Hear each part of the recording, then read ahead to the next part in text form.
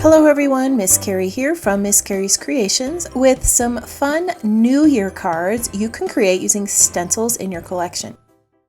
If you haven't dug into your stencil paste, butter, or glitter gels, today is the day to give them a try.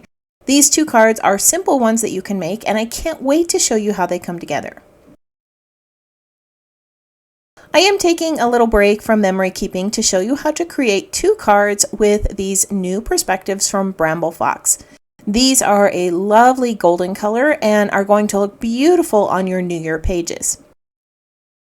On these cards, I'm going to be using some paste and stencil butter with the Fireworks stencil. If you're not a card maker, the backgrounds that I'm going to show you how to make can be replicated on a scrapbook page. I would love to see those designs. If you make a page, make sure to share it in the Bramble Fox friend group and tag me so that I can see your lovely layout. I'm going to start with a white background first. I recommend a mixed media paper for this because it is a bit thicker and won't warp as we add all the different mediums. If you choose to use a white cardstock or a card base, it's best to prep that cardstock first. I have placed my paper onto a silicone mat with a magnetic board, and I'm going to start by adding some copper fireworks onto the background. I'm going to create a triangle shape of these around the center of the card. My perspective sentiment is going to sit there in the center, so most of these bursts are going to be going off of the edges. I like to use a silicone brush to apply the stencil butter. It has a thinner consistency and tends to get pushed easily under the detailed stencils like this one when I use a spatula. Once you have finished adding all of your fireworks, make sure to set this aside to dry. While it is drying, you're going to want to wash your stencil and any of the tools that you use to apply those images. Now that the first layer has set, I'm going to add a few little bursts with the glacier paste. This is a white glitter that is going to be subtle on the card, but it will add some beautiful glitter shine that's perfect for New Year's. Just like before, I'm adding these around the edges of the card, and I'm overlapping those copper fireworks here and there. That's why I wanted to make sure that everything was set and dry before I added this next layer. The fireworks stencil has multiple sizes on it, so make sure you take advantage of the different sizes of bursts as you add these images to your card or scrapbook background. Once the glacier paste had dried, I decided to bring in some blue shimmers paint and add a few little splatters. The blue contrasts beautifully with the copper color and the golden color of the perspective, and it's also going to match some other elements that I plan on adding to the card. Now I'm going to set this background aside and start working on the second one. I'm going to be using black cardstock, and this is a little bit thicker cardstock than a typical card base. It's not a mixed media paper because I ran out of my black mixed media paper, but it is thicker and it has a solid core, which I find to be beneficial when I'm using different pastes and mediums. Just like on the first card, I'm going to start by applying some copper stencil butter. I'm using the silicone brush and applying that butter in the same direction as the lines of the stencil. I'm also using a light touch so that none of that butter creeps underneath. Now, if you have problems with mediums getting under your stencil, a tacky spray works wonders. You just need to spray the tacky spray onto the back of your stencil, and it makes that stencil work almost like removable tape and seals all of the edges of the detailed images on your stencil. So as you can see, I have gone ahead and washed my stencil and my tools, and I've moved on to the glacier paste.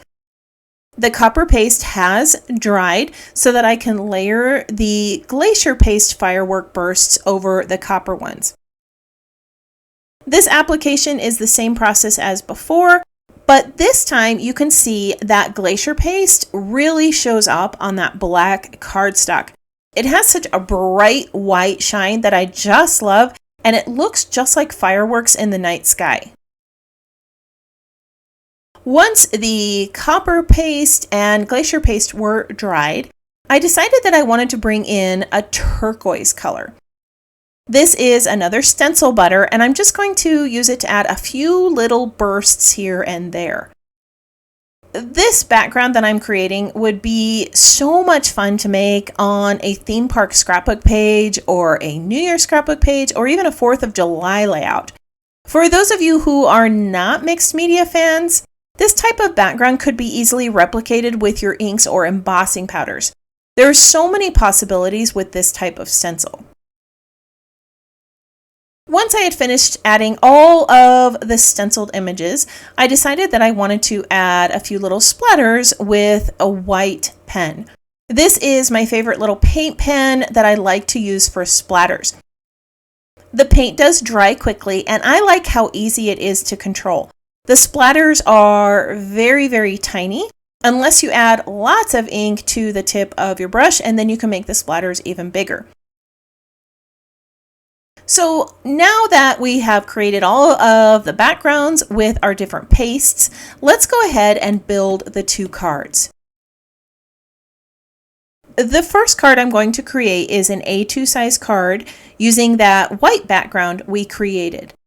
Before I start adhering everything in place, I want to stamp a sentiment in the lower left corner.